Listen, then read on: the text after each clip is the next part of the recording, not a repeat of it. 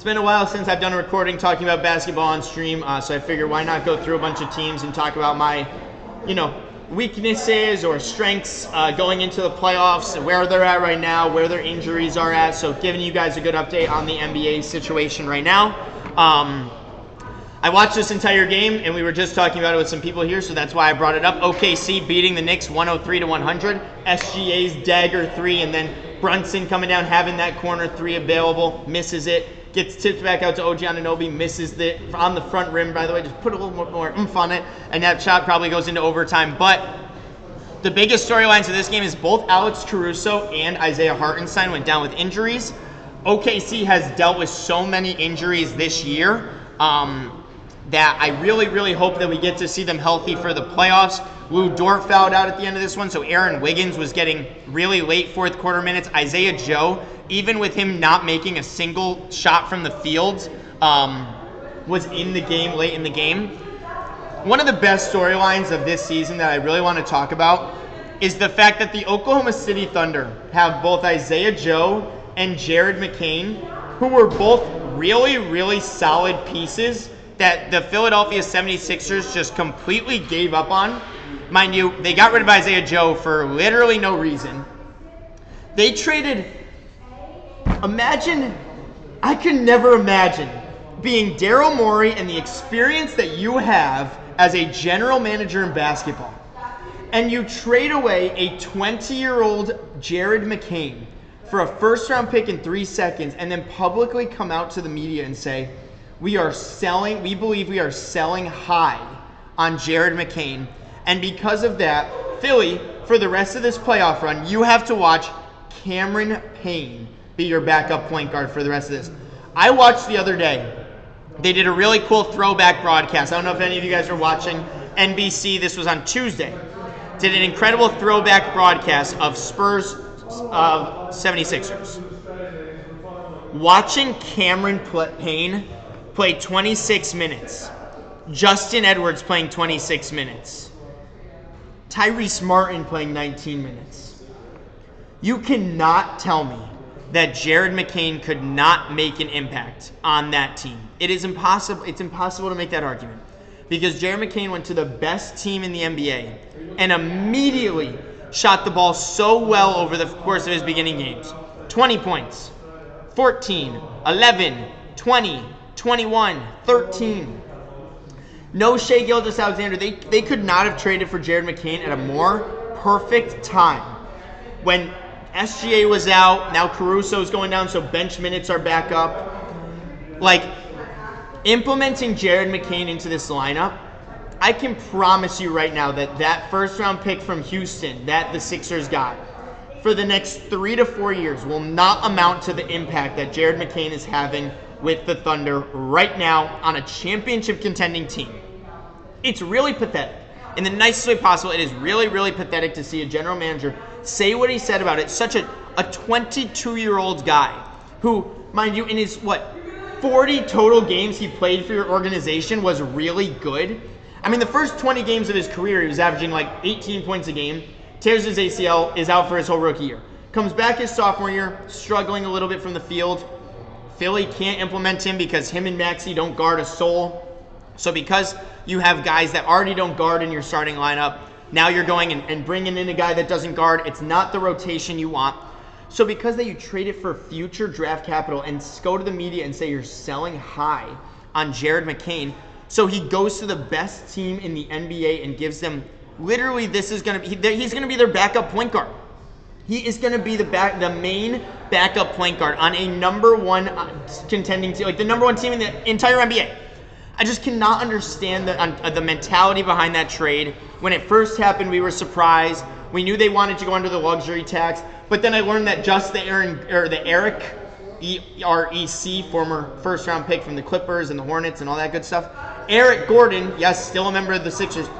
If that trade, because he got traded at the deadline, happens before McCain, they just would have been out of it anyway. They would have had their money work anyway. So what's the point?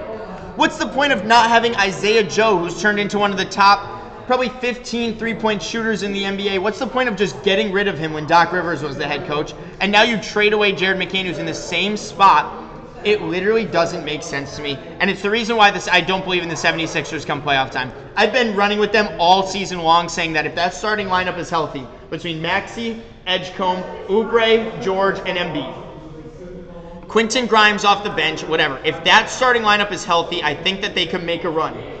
I don't believe in their bench. I have not watched the 76ers in recent history and thought to myself, Jabari Walker, Trenton Watford, and Cameron Payne are going to be able to provide any valuable minutes for them.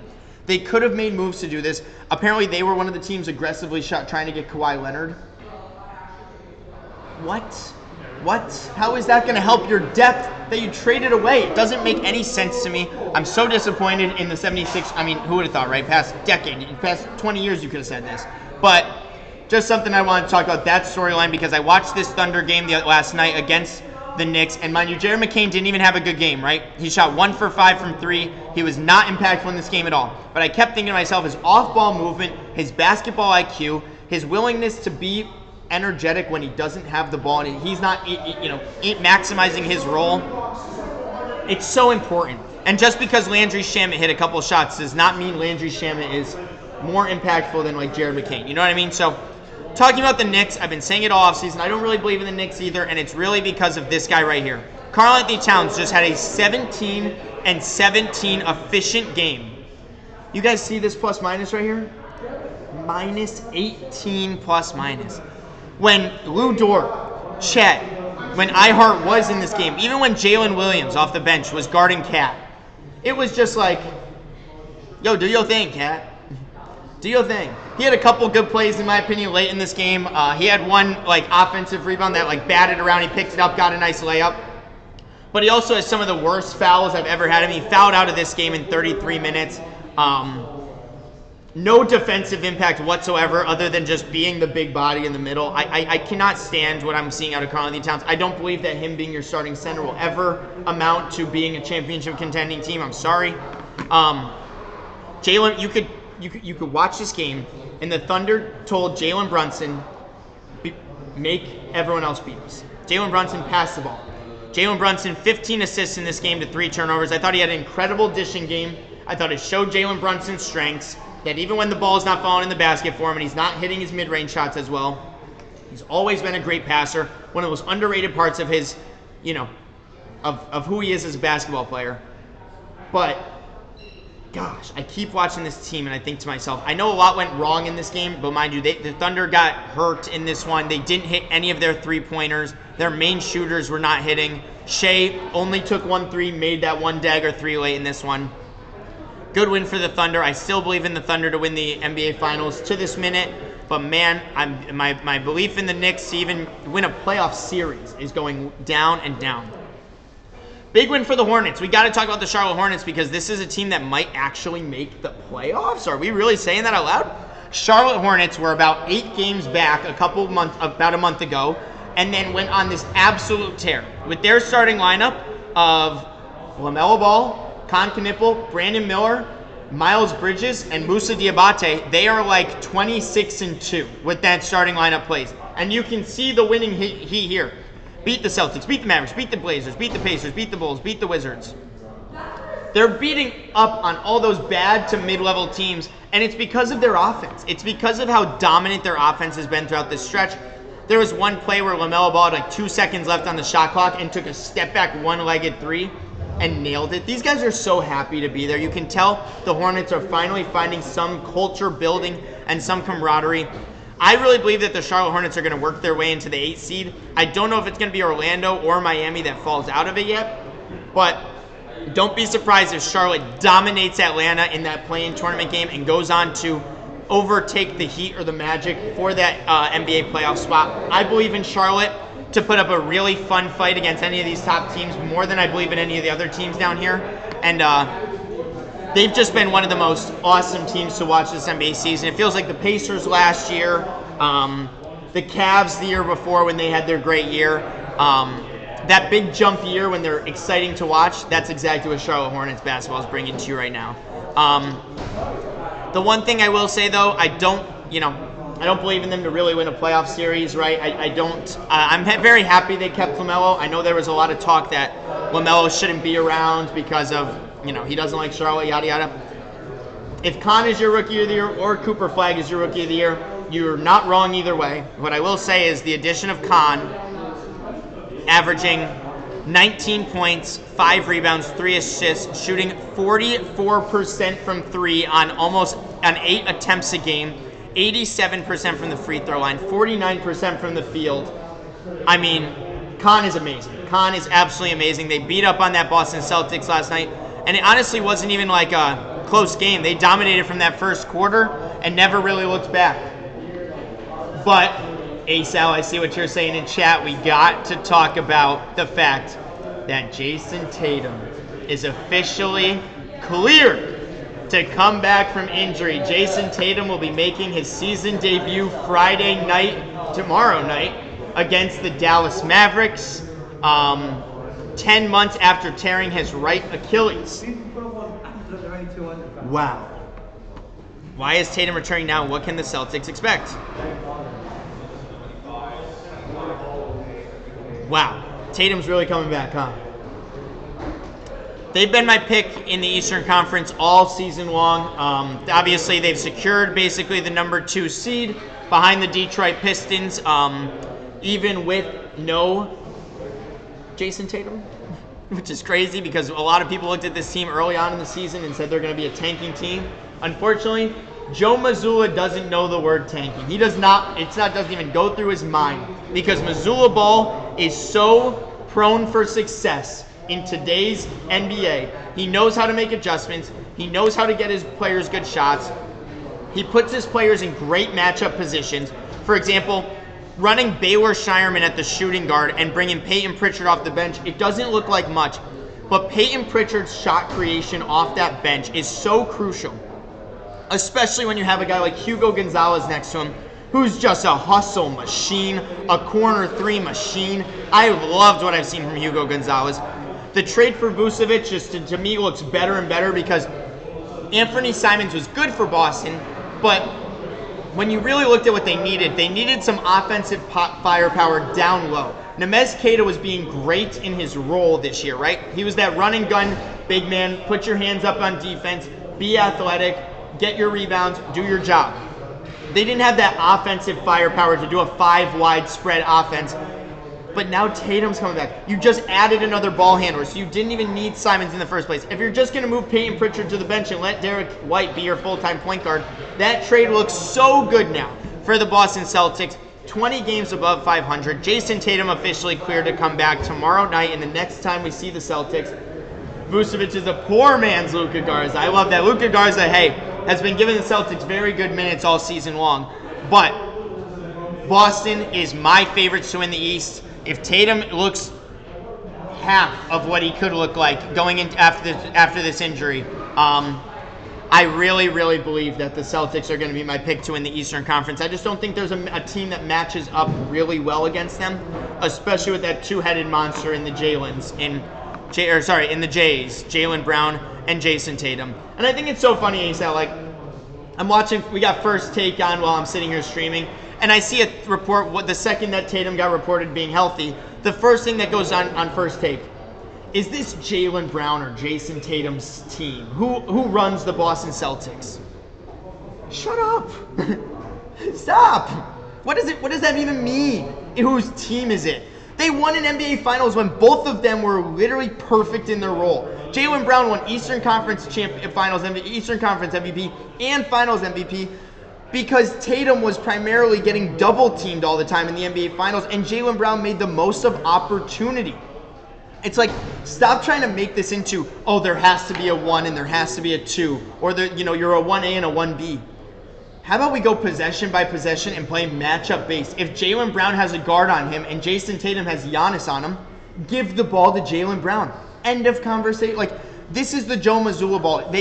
These people make it so complicated in the media. When Joe Mazzulla is simplifying everything, he finds the best matchups, he finds the best starting, grouping fives. He right now is my favorite coach in the NBA, if I honestly had to say. Joe Mazzulla has been my favorite coach since really I watched him win the NBA Finals. I thought the way he coached against the Mavericks, the way he coached the Heat series, I've been so impressed. Steven is just a salty Knicks fan. Yeah, right? But it's just like I just there's some discourse that happens on media that I love to talk about, and that's one of them that I saw that earlier and I was like, God, get out of here, man. Let's see, what else happened last night? Oh, I got to tune in a little bit to this Clippers Pacers game. Shout out to Kawhi Leonard for leading them to a big time first quarter, and then late in this one, Kawhi's amazing. I really hope we don't see Kawhi finish his career with the Clippers. I hope we can see Kawhi compete for a championship, not as the number one option. Give him a Cade Cunningham. Give him a Victor Wembanyama. I don't know. Give Kawhi another really, really great player on his team, and I promise you Kawhi would easily be the number 2 option on majority of championship contending teams right now. Another team I want to talk about is the Atlanta Hawks, because they made a lot of big trades at the deadline, and it's been really working out for them. Atlanta has been on a big win streak ever since trading for Jonathan Kuminga. It was interesting because Jalen Johnson was originally injured. Kuminga was stepping up. Now Kuminga's injured and Jalen Johnson is back in stepping up. I really want to see those two forwards play together. I can't lie that they're so athletic. They're versatile. They can shoot. They can pass. They can score. I mean, super excited about the versatility that the Hawks just got in that Jonathan Kuminga trade. But that Hawks-Hornets, it's so interesting because late in the season we start to really see what teams are going to be good, but a lot of those lower end Eastern Conference teams, like even the Orlando Magic, have been looking better as of recent. Other than I've seen Magic fans been complaining so heavily about the contract that Jalen Suggs got. What is it, $35 million a year for Jalen Suggs? And that's like, I don't know if that's going to work out for you, especially when he's a very injury-prone player. And that's not even talking about the fact that they gave a rookie max extension to Franz Wagner for him to basically not play at all this season. But give credit where credit is due. Paolo, after being a lot of people's sleeper MVP pick this year, I was telling you guys before the season started, don't buy into that. Paolo's looked fantastic over the past 2 weeks of the season. Specifically in his playmaking and his rebounding, I thought that's where he makes his impact when the shot's not falling. Can he be a number 1 gravitational player? If you know what I mean by that. When he's got the ball in his hands, is the offense still revolves around him? Is he still making the plays for everyone else? Is he opening lanes for people? I thought he's done a lot better of a job of that as of recent, as opposed to the beginning of the season when he was really, really struggling early on. Specifically like in, beginning of January, I thought he was playing really bad basketball and they were getting carried by Desmond Bane. But now Paolo has been playing a lot better. 37-6-5 in that Washington Wizards win the other day. I just watched his highlights, honestly, from this one, and he was doing everything. When he's 15 for 21 from the field, putting his shoulder down, going to work, you got to love what Paolo brings. The thing is, he doesn't do that every game. Sometimes he settles a lot more than he should, and that's where there's that odd dynamic. Orlando, get rid of Jamal Mosley if you want to make the next steps towards being a really, really competitive team in the Eastern Conference. Other games and other teams I want to talk about. I did watch a lot of this Cavs-Pistons game, battle of who I think are the top 2 teams outside of the Celtics in the Eastern Conference. My main takeaway from this was I was really unimpressed with the entire Detroit Pistons second unit, from Ron Holland to Karis LeVert to Isaiah Stewart in this one. I don't think any of them had a really, really good game, and it really bothered me. The Pistons were one of those teams I said at the trade deadline, I can't believe they're not making more moves to win now, but they believed in their starting lineup. I don't know why when you have the name Tobias Harris in your starting lineup and the playoff track record he has. But in terms of talking about like the Cleveland Cavaliers, Jalen Tyson has been such an amazing pickup for them. Being a late first-round pick guy, a 20th pick in the 2024 draft.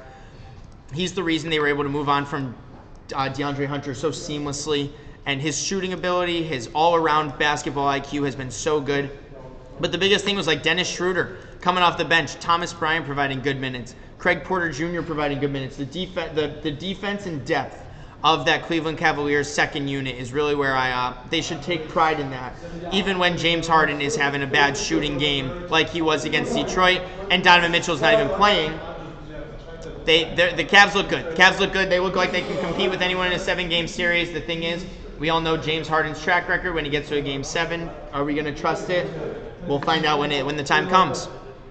But this was a really fun game to watch. Cade Cunningham, really bad shooting night, but Cavs' whole defensive scheme was don't let Cade shoot, make him pass. That's why Jalen Duren had 14 free throws in this one. Asar Thompson was getting to the line. Bench units were shooting a lot. Shout out to Javonte Green for playing good minutes. But you just wish that these teams that are, not secure in where they are would make a move to make that, to just get the energy feeling like they're going to go into a win now mode. I would have loved to see the Pistons do that a little bit ago. Another team I have to talk about is the youngness and excitement I have for this Minnesota Timberwolves team. They're 39-23. They've won a lot of their most recent games. I'm looking at 7 of their last 8 games they have won. Anthony Edwards actually has the most three-pointers made for any player in NBA history under the age of 25, and he's 24. So he's still got a whole nother year of shooting, and he is incredible. I mean, Anthony Edwards is incredible. He's one of those players that as long as you have him on the court, he can be the best player, even with Wemby on the court, even with Jokic on the court, even with Shea on the court. Ant can be the best player on the court during a 7-game series, and we're starting to see that. I saw Rudy Gobert came out and said we need more players that are looking to pass the ball. I hate to say it, I completely agree with Rudy. DiVincenzo is not a pass-first player. Bones Highland, Ayo Dosunmu, not pass-first players. Obviously, Anthony Edwards better not be a pass-first player. I would have liked to see them make... I'm not a big Bones Highland fan, so just for that reason alone, I would have loved for them to make a trade. But I think that backup point guard, that playmaking, the lack of playmaking Minnesota has might hurt them later, but their defense is so good. Julius Randle is such an underrated number 2. I know that obviously after he left the Knicks it was weird, but Julius Randle has been so impactful to this Minnesota Timberwolves team, and I truly believe in Randle and Gobert more than I believe in like Cat and Mitchell Robinson. I just believe in the defensive impact and the winning impact more with that front court than I do in the Knicks front court. And don't get me started on how good Naz Reid is. Good afternoon, Eric. How you doing, my guy? You never get to see me this late, but here I am filling in for the Brock and Ty show, man. Continuing on with some teams, we got to talk a little bit about the Los Angeles Lakers. I don't love talking about them, but this just seems like was what the starting lineup's going to look like come playoff time. Luka and Austin Reeves as the backcourt. LeBron is the small forward. Marcus Smart running that versatile forward defensive guy, and then DeAndre Ayton as the center. Whether they bring Rui Hachimura in for a game, Jackson Hayes in for a game, Jake LaRavia in, it's all going to be matchup based for an analytical guy like JJ Redick. But I continue to watch this Lakers team and just not love it. I believe Luka could be the best player on the court in a 7-game series, similarly to what I said about Ant. I just don't believe in DeAndre Ayton, and I don't believe in Rui Hachimura, and I don't know how much I still believe in Austin Reeves to make those really big-time shots late in games, specifically in the playoffs. I got to see it more. I just got to see it a little bit more. But if I look at the Western Conference right now, tiering them based on my odds to make the championship, I think the Thunder are just in a tier by themselves up here. Right under them, I'd have 3 teams, and those 3 teams for me are the San Antonio Spurs, if they're healthy. They've got the guard play, they've got the forward energy, and they have the best defender in the world in Victor Wembanyama. That in and of itself could have them win a 7-game series, especially if Dylan Harper's coming off the bench and dropping 22, 24 points in all these games. Yeah, San Antonio can win. I got to throw Denver in there. I know Denver's been really struggling as of recent. Even when Jokic has come back, he has not been the same Jokic that we saw in the beginning of the year. Now, Jokic is still averaging 29, 13, and 10. So say what you want about Jokic, he's still the best player in the world. He's just not shooting the 3 ball at a 46% clip. It's only been 32% since coming back from injury, which is a drastic downgrade. And also a guy like Cam Johnson has just really not been good. Christian Brown has been dealing with a lot of injuries this year. Obviously, they haven't had Aaron Gordon for the past couple months. Excuse me. So depending on their health is really how I believe Denver. But if I'm going at full health, Denver would be my second best team in the West. It'd be very close between them and San Antonio, but I got to go with the best player in the world at first with Jokic. And then I'm throwing Minnesota in that tier. I'm saying Minnesota before I say Houston. I'm saying Minnesota before I say the Lakers. I'm throwing Minnesota in that top tier. I think they're at the lower end, but with Anthony Edwards and the team they built around him, I just think it's too good. In the tier right below would definitely be the Rockets and the Lakers. I think there's a clear tier between the Rockets and the Lakers. And the tier below them, which would be Phoenix, Golden State, the Clippers, and Portland in this play-in tournament. I mean, I'll continue to say I probably trust in the Warriors if Steph Curry's healthy there. But that's obviously clearly a big if because he hasn't played in a while. And the Warriors look terrible recently without him. I know we got a good couple wins We got a good win against the Grizzlies. I showed off this one. Good for Will Richard, but terrible basketball for the Warriors as of recently. Let's see, is there any other teams I wanted to talk about going into the lottery odds? You can see a lot of these teams tanking, by the way. For example, Indiana has not put up like a 30-point. I mean, they've lost 7 in a row. The Nets have lost 9 in a row. The Wizards have lost 6 in a row. The Jazz have lost 7 in a row. And even the Mavericks have lost 4 in a row. You guys want to tell me tanking? Tanking exists, and you can see it right here. This is just all for lottery odds, though, with the top 3 guys being Darren Peterson, AJ DeBonza, and Cam Boozer. You can clearly see why these teams are tanking. Can't wait to see who wins the lottery. I hope the Sacramento Kings do, because I want to see good things come to Sacramento in the future. They've been so bad for so long that just give them something to believe in. But in all realism, Utah would be an amazing fit for any of those top 3 guys. Other than Boozer, I think Utah would be such a good fit. The Pacers would love an AJ or a Peterson. The Nets would obviously love any young player to build around. The Wizards, Trae Young is actually reportedly making his debut. I think it's today? Yeah, 7 p.m. tonight. Trae Young making his Washington Wizards debut. That's going to be kind of exciting.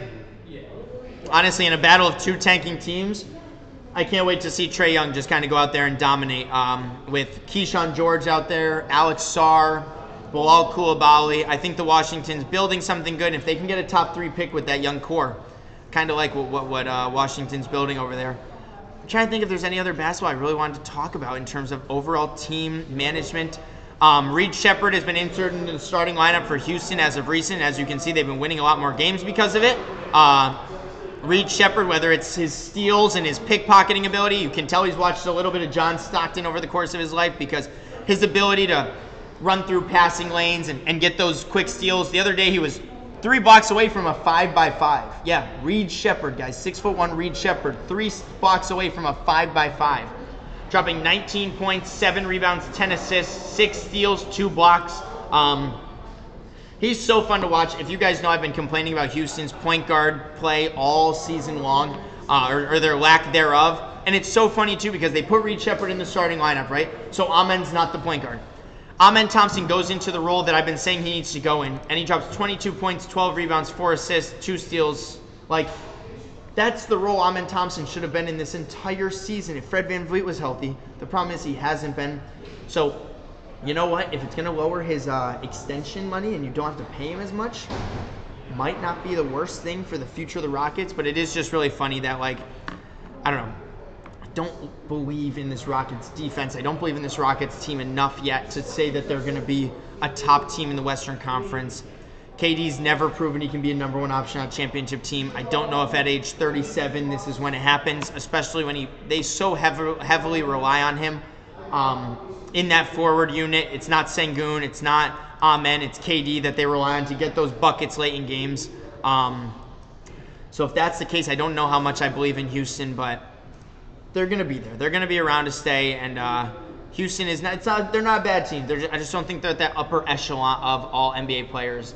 You can see some stat lines over here. Some players I'd like to give credit to, like Nick Clifford has been playing very solid for the Kings recently.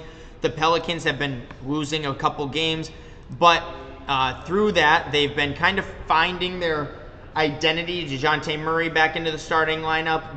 This lineup right here of DeJounte, Herb Jones, Trey Murphy, Sadiq Bey, and Zion. You'd love to see them get a starting center as opposed to Sadiq Bey, but they want to run that 5 wide around Zion, let him run the paint, and they kind of did that exactly. Not saying it's what's going to work offensively in the long run, because nothing the Pelicans are going to try with Zion is going to work in the long run, but at least they're trying. At least the Pelicans are trying some stuff.